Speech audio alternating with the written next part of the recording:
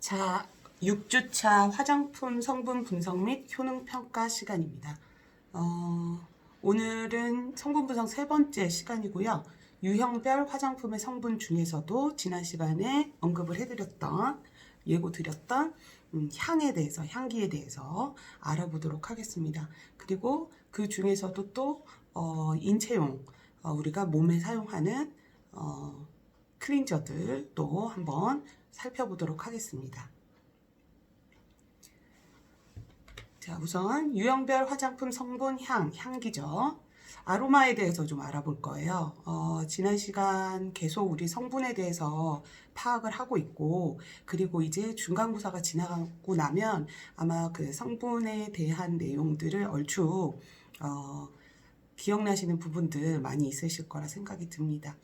중간고사 이후에는 조금 많이 그 화장품의 트렌드랄지 화장품의 그 아주 기본적인 성분은 중간고사 전까지 다 마무리를 지을 거고요. 그리고 중간고사 이후에는 화장품적인 부분에 대해서 좀 더 짚어가도록 하겠습니다.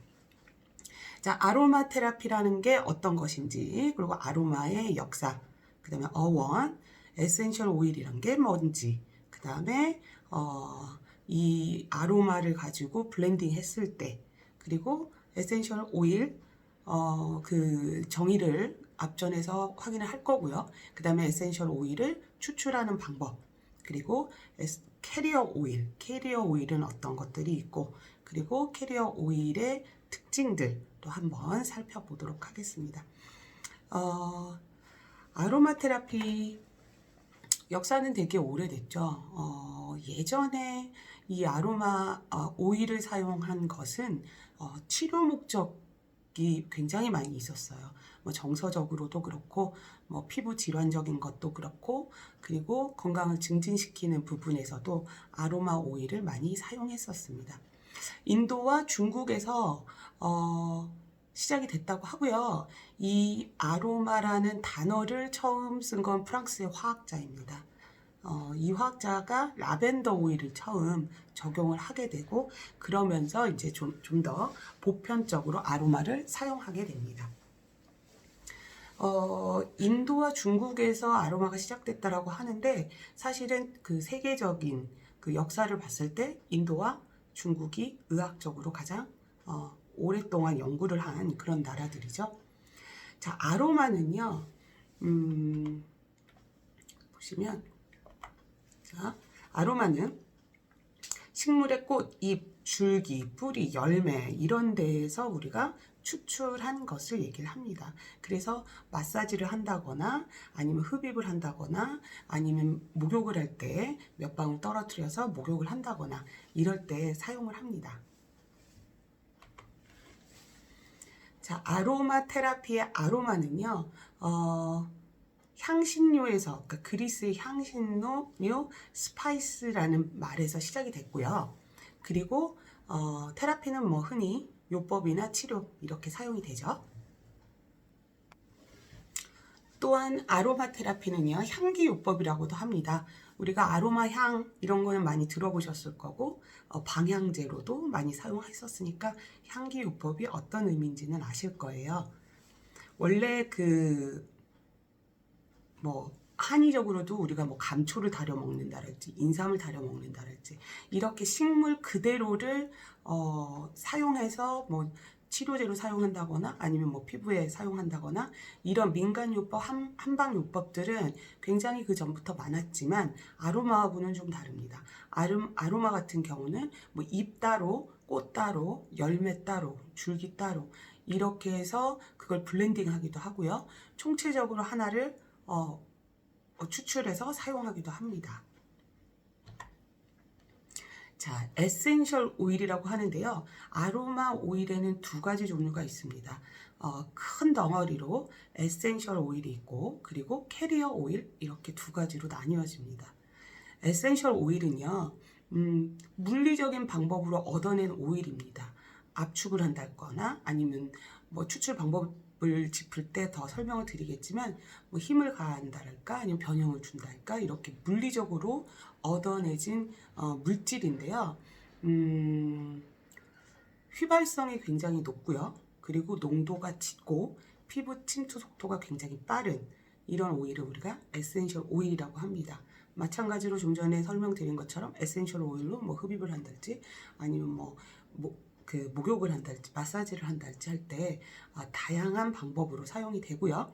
목적 부위에 따라서 그리고 목적과 부위 그리고 목표로 하고 있는 것에 따라서 적당한 농도를 희석해서 사용을 합니다. 워낙 그대로 사용하지 않고요. 그래서 에센셜 오일과 앞으로 더 말씀드릴 캐리어 오일을 잘 블렌딩해서 사용을 하게 되죠. 사람은 인체 활동이나 생리 활동을 원활하게 수행하기 위해서 각종 호르몬들이 분비가 되죠. 그죠? 그런데 이 호르몬들은 우리 몸의 항상성, 그다음 종족 번식, 그리고 생명에 필수적인 그런 활동들을 하는데 사용이 되어집니다. 자, 그러면 식물은요, 어떨까요? 식물도 어쨌거나 자기 항상성을 유지해야 되겠죠. 벌레로부터, 곤충으로부터 그 식물 자체를 자기가 보호하고 싶을 거고요. 그래서 이런 식물도 마찬가지로 호르몬 역할을 하는 것들이 식물 안에 포함이 되어 있습니다.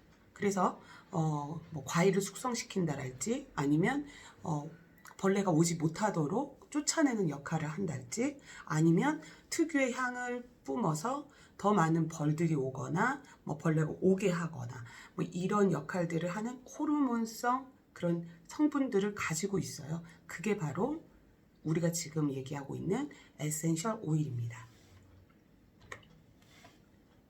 자, 식물은요, 땅 속에 있잖아요. 그죠? 물론 열매를 우리가 압착한다거나 추출해서 사용하기도 합니다만 기본적으로 식물은 땅이 있고요. 뿌리로 땅 속의 미네랄과 물을 흡수하고 그리고 잎으로는 공기 중에 이산화탄소를 가지고 옵니다. 그래서 에너지를 변화를 시키죠. 이렇게 또 태양 에너지를 이용해서요. 이런 것들을 우리가 이런 일련의 일들을 우리가 광합성이라고 하는데 이 광합성을 통해서 만들어지는 물질이 육탄당도 있고 여러 가지 물질들이 있겠죠. 그런데 이런 우리가 알고 있는 그런 물질들 말고도 또 다른 물질들도 많이 가지고 있습니다. 그래서 에센셜 오일은 그 식물이 필요로 하는 가장 적합한 장소에 본인들이 만든 호르몬성 물질이랄지 아니 그 외의 물질들을 저장을 하게 되고요. 우리는 그 저장고를 물리적인 방법에 의해서 추출을 하게 되죠. 이게 바로 에센셜 오일이라고 부릅니다. 에센셜 오일이 우리 신체에 적용되는 부분은요. 우리 사람의 호르몬 분비도 조절을 해주고요. 그리고 면역력도 높여주고요.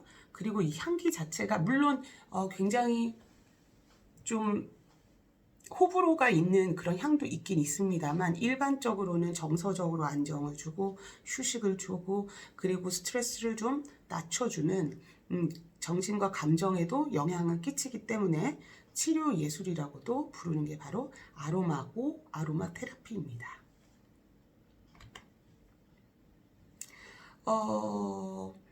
건강이라는 게요, 어디가 아프고 질병이 없고 이것만이 건강을 의미하지 않습니다. 신체적 건강은 당연히 한 거고요. 그리고 어때요? 정신적인 건강까지 와야 되기 때문에 좋은 향기를 맡고 우리 신진대사가 좋아지고 호르몬 분비가 원활해지고 우리가 그 신진대사가 잘 균형을 이룬다라면 그게 바로 건강이라는 거예요. 그래서 아로마에서는 신체적인 거, 그 다음에 정신적인 것까지 다 포함한 건강을 다룬다라는 얘기입니다.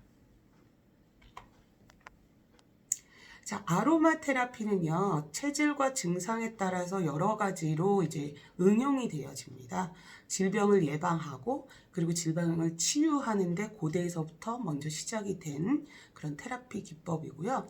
전체적으로 얘기하는 전체적인 아로마 테라피가 있고요. 홀리스틱이라고 하고요. 그 다음에 코스메틱, 우리가 화장품에 아로마를 섞어서 피부 건강을 증진한다거나 아니면 기분 좋은 향수를 만든다라거나 이런 코스메틱적으로 활용이 되기도 하고 또 심리적인 거, 좋은 향기를 맡았을 때 기분이 좋아지죠. 뭐 방구 냄새보다는 아로마 향기가 더 기분이 좋지 않겠어요? 이렇게 좋은 냄새를 맡았을 때 심리가 안정이 되고 기분이 좋아지는 심리적인 아로마로 활용이 되기도 하고요. 그리고 전신을 또는 페이스를 마사지함으로써 그 피부의 그 순환을 도와주고 건강을 증진시키는 데에 또 아로마가 그 역할을 하고요.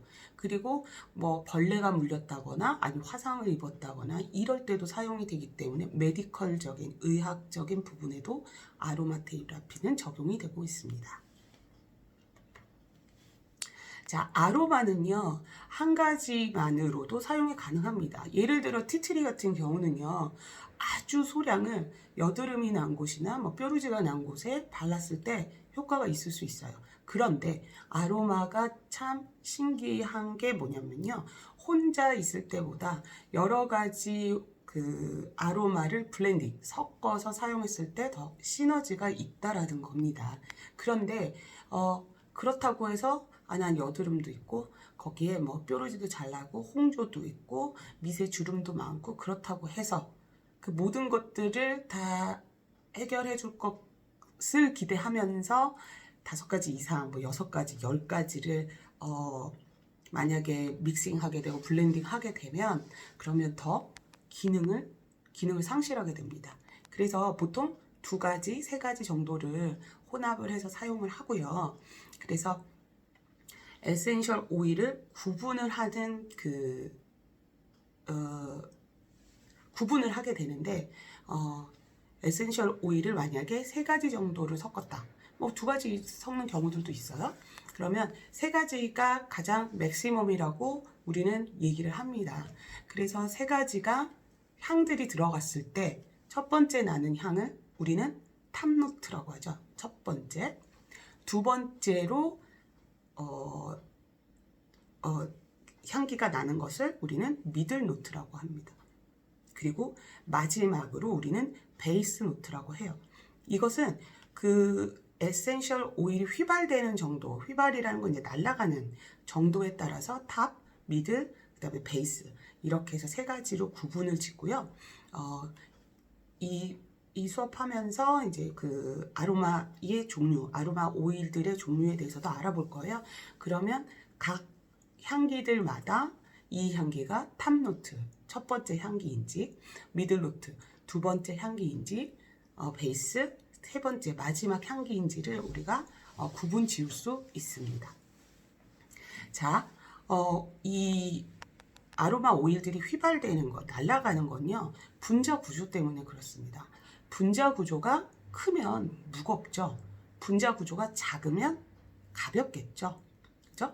그래서 탑노트들은 분자 구조가 클까요? 작을까요? 탑노트는 제일 먼저 휘발이 되는 향기거든요. 제일 먼저 휘발이 되는 오일인데 당연히 그러면 분자가 작겠죠. 그죠? 탑노트 보시면요, 휘발성이 강하다고 돼 있어요. 맨 처음 맡는 향을 얘기하고요. 보통 길어야 한 30분 정도 향기가 나고요. 이것들이 완전히 날아가 버리는 건 한 3시간이 약 3시간 정도가 지나면 다 날아간다고 합니다. 그래서 그 첫 번째 나는 향이기 때문에 사람이 느끼기에 가장 재밌어야 되겠죠. 나한테 맞아야 될 거고. 그래서 향을 맡으면요, 예를 들어 오늘은 오렌지 향이 좋지만 내일은 오렌지 향이 탑노트로 안 좋을 수도 있어요. 그것은 내 신체 건강, 그 다음에 내 심리 상태에 따라서 그 향기가 바뀌기도 합니다. 그래서 아로마가 되게 신기한 거고요. 이런 아로마 향을 연구하고 공부해서 화장품 안에 향기로 집어넣게 되는 거죠. 자, 탑노트는요, 대부분의 향기들이 활력을 주고요, 우울한 기분을 조금 리프레시 해주는 그런 향기들이 많습니다. 그래서 시트러스 계열들이 보통 뭐 오렌지, 그레이프루트, 레몬 이런 종류들이 있죠. 약간 상큼하고 발랄한 이런 향기들이 탑노트에 많이 그 그룹 안에 들어 있습니다.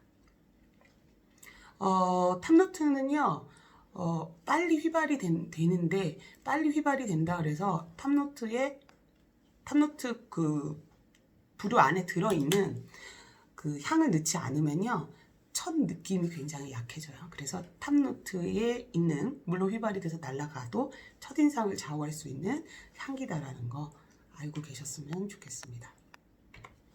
자, 다음은 미들노트고요. 30분에서 2시간 정도까지도 향기가 계속 내가 느낄 수 있는 거죠. 네, 그래서 미들노트는 가장 그 향기의 중심, 그러니까 바디라고 볼 수 있어요. 심장 같은 오일입니다. 그래서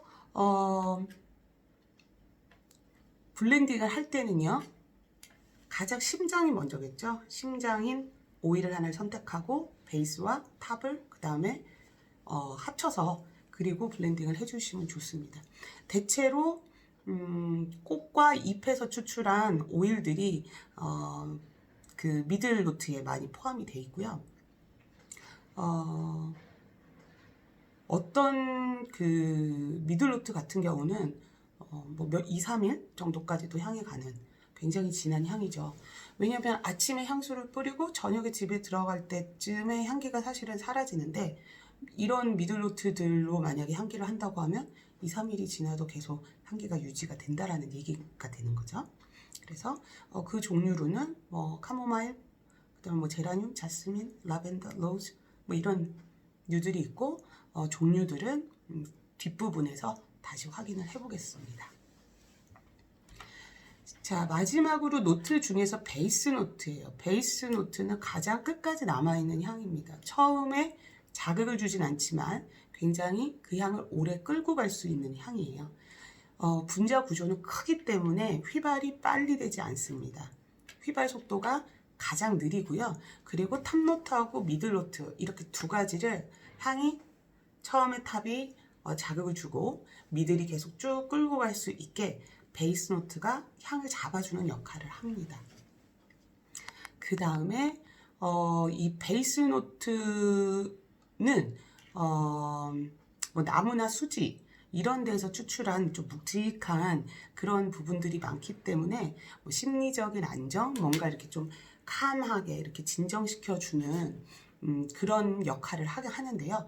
명상이나 스트레스 완화 뭐 이런 부분에 베이스 노트가 그 역할을 합니다. 그래서 뭐 시더우드, 사이프러스, 뭐 몰약, 패출리 뭐 이런 베이스 노트들이 있습니다. 자, 이 에센셜 오일 아로마가요. 아로마 같은 경우는 아로마를 피부에 도포하고 1시간 뒤에 그 혈액을 채취를 해봤대요. 그랬더니 혈액 안에서 아로마 성분이 발견이 됐다고 해요. 그 이야기는 뭐냐면 우리가 아무리 화장품을 발라도 진피까지 들어가지 못하거든요. 표피가 있고 진피가 있죠. 이 표피까지는 다다를 수 있지만 진피까지 뚫고 갈 수는 없는데 아로마는 가능하다라는 얘기입니다. 그래서 우리가 아로마를 제대로 사용한다라면 정말 치유까지도 될 수 있는데 잘못 활용하거나 잘못 사용했을 때는 치명적일 수도 있습니다. 자, 순도에 따라 효능이 차이가 나고 부작용이 생길 수 있으므로 100% 순수한 것을 사용을 하고요.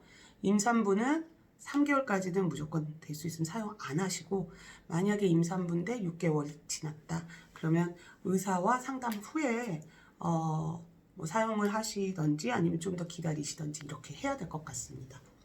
그리고 반드시 희석된 에센셜 오일만 사용하셔야 되고요. 원액을 사용하시는 경우는 이런 경우예요. 입욕하실 때는 물을 굉장히 많이 받죠. 얘가 희석을 해주는 거죠. 그래서 뭐 한 방울을 떨어뜨린다랄지 이런 식으로는 사용이 가능하지만 직접적으로 피부에 닿게 한다거나 마신다거나 하는 것들은 피해야 합니다.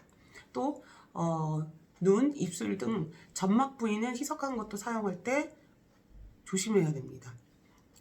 어떤 오일류도 점막 있죠. 이 부분이 굉장히 약하기 때문에 조심하셔야 되고요. 심한 화상, 높은 열이 있는 경우에 사용 안 하고요.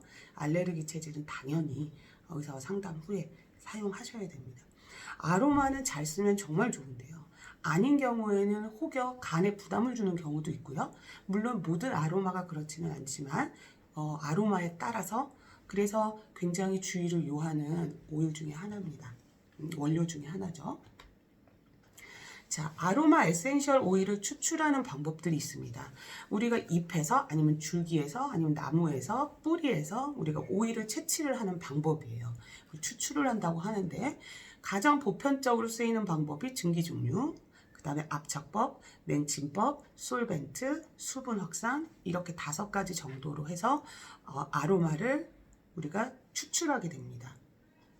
그 추출 방법은 보시면 그 그림 있을 거예요. 그림 보시면서 볼게요. 자, 증기 증류는요, 가장 뭐라 그래야 되죠? 보편적으로 사용이 됐었던 부분인데 그 뒤에 나오는 수중 확산 방법이 개발이 되면서 이제 좀 주춤해진 방법이에요. 보시면 이렇게 그림이 있죠. 1번 그림 보세요. 식물이 담겨져 있죠. 잎이 있습니다. 그 아래 어떻게 해요? 식물이 담긴 통에 뜨거운 증기를 주입을 합니다. 그죠? 아래 불로 이제 이렇게 물을 끓이면 증기가 막 생기잖아요. 뜨거운 증기에 의해 식물의 세포벽이 파괴가 됩니다. 그러면서 오일이 나오기 시작해요. 에센셜 오일은 증기 상태가 되고요. 위에 이렇게 이제 뜨거운 오일이 되어 있는 거죠. 얘가 어디로 가요? 4번 그림 보이십니까? 냉각기로 갑니다. 그죠? 3번에서부터 지금 4번으로 냉각기를 따라가는 거예요. 냉각기를 통과한 오일은 액체 상태로 변해서 다시 5번으로 갑니다. 5번으로 가면요. 보세요. 위쪽은 초록색이고 아래쪽은 파란색입니다. 아래쪽은 물이에요. 식물에서 나온 물이죠. 위쪽은 오일입니다. 그래서 이렇게 얻어진 물을 우리는 뭐라고 하냐면요. 플로럴 워터 이렇게 부르거든요.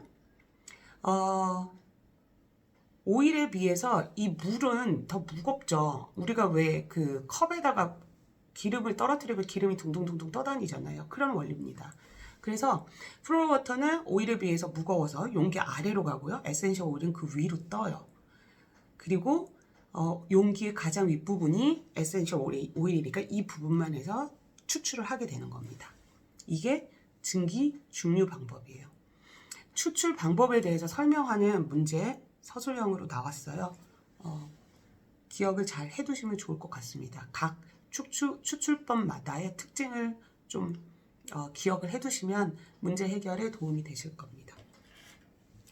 그 다음 번으로 압착법이에요. 압착법. 이거는 우리가 한약 있죠. 한약을 우리가 이렇게 비틀어 짜잖아요. 약재를 넣고 약재 안에 있는 한약이죠. 그걸 좀 더 많이 꺼내기 위해서 이렇게 보에다가 넣고 짜잖아요. 그 방법입니다. 그래서 예전에는 이렇게 손으로 이렇게 껍질이나 아니면 예를 들어 감귤이라고 하면 감귤 같은 경우 껍질을 이렇게 쭉 짜잖아요. 꽉꽉 짜면 오일이 나와요. 그런 식으로 했었던 게 압착법입니다. 그래서 감귤 오일 추출에 이용이 되는데요.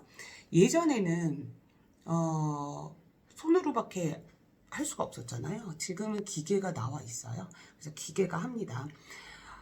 손으로 꾹 짜면 오일이 나오는데 이걸요 그냥 스펀지로요. 껍질을 둘러요. 그러면 어떻게 될까요? 스펀지가 오일을 빨아들이게 되죠. 더 흡수가 잘 되잖아요. 그래서 그런 방식으로 해서 오일을 추출을 했었다. 그게 압착법입니다. 요즘엔 다 기계로 하고요. 자, 이제 냉침법인데요. 냉침법은 사실은 지향하고 있는 방법 중에 하나입니다. 왜냐하면 비용이 많이 들고 시간도 또 걸리고요. 또 그렇습니다. 그래서 많이들 이제 이 방법은 좀 지양하고 있는 방법들인데 아직도 한 10% 미만 정도는 이 방법으로 우리가 아로마 오일을 추출하고 있습니다. 자, 사진 보실게요. 사진 보시면 나무 틀이 있어요. 그죠? 저렇게 탁자 위에 선반 위에 저렇게 나무 틀이 있죠? 나무 틀로 된 유리판 위에 보이실까요? 첫 번째 그림, 두 번째 그림 다 지방을 얇게 펴발라요. 저렇게 하얗게 돼 있는 거 그 나무 틀 안에 보이실까요? 지방을 얇게 펴 바릅니다. 그 다음에 신선한 꽃들로 덮어요. 그 다음에 다시 나무 틀을 또 포갭니다. 그리고 나서 시간이 지나고 나서 보면 꽃잎들이 시들어 있는 애들이 있을 거 아니에요. 걔네들은 다시 또 걷어냅니다. 그리고 또 신선한 꽃잎을 또 위에 깔아줘요. 이 과정을 며칠 동안 반복을 하게 되면요, 이 지방, 하얀 지방이 꽃잎의 오일, 에센스를 모두 흡수를 합니다. 그런데 자스민 같은 경우는 일주일도 걸린대요. 그러니까 굉장히 비생산적인 방법이기는 하죠. 그런데도 불구하고 10% 미만이더라도 이 방법을 계속 추출법을 이용하는 이유가 있습니다.